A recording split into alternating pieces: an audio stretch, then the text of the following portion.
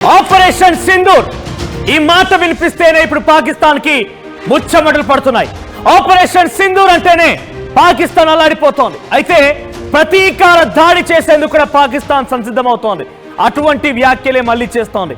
ఒకసారిగా ఇక్కడ ఈ ఆపరేషన్ సింధూర్ చేపట్టిన తర్వాత పాకిస్తాన్ పార్లమెంట్ ఎమర్జెన్సీ కాల్ఫర్ చేసింది. ఈ రోజు పార్లమెంట్ జరిగింది. ఆ పార్లమెంట్ సెషన్ లో పాకిస్తాన్ ప్రధాని షహబాజ్ షరీఫ్ మళ్ళీ కారు కూతలు పిచ్చు కూతలు కూశాడు.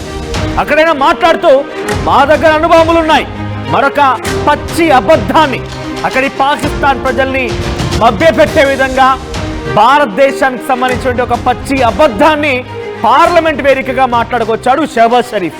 ఏమన్నాడు తెలుసా?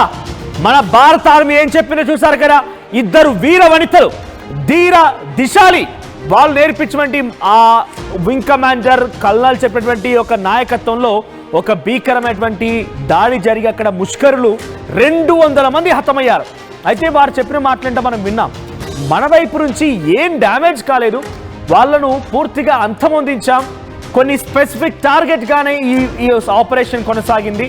అక్కడ కూడా సివిలియన్స్ ని మేమేం చేయలేదు, కేవలం ఉగ్రవాద సంస్థల్ని పెంచి పోషించేటువంటి ఆ స్థావరాలు మాత్రం ఢీకొట్టామని చెప్పి చాలా క్లియర్ గా colonel Sofiya Qureshi, wing commander Vyomika Singh చెప్పుకొచ్చారు. కానీ ఇక్కడ ఆయన పాకిస్తాన్ ప్రధాని అయితే కావచ్చు, కానీ ఒక భారతీయ పౌరుడిని, భారతీయుడిని నా దేశం వైపు వస్తే ఎదుటివాడు ఎంతోడైనా సరే నేను మాత్రం గౌరవించను. వాడు గౌరవిస్తే నేను గౌరవిస్తా. అందుకే అంటున్నాను, ఇక్కడ పాకిస్తాన్ ప్రధాని అయినా సరే వాడేం చెప్పాడు తెలుసా?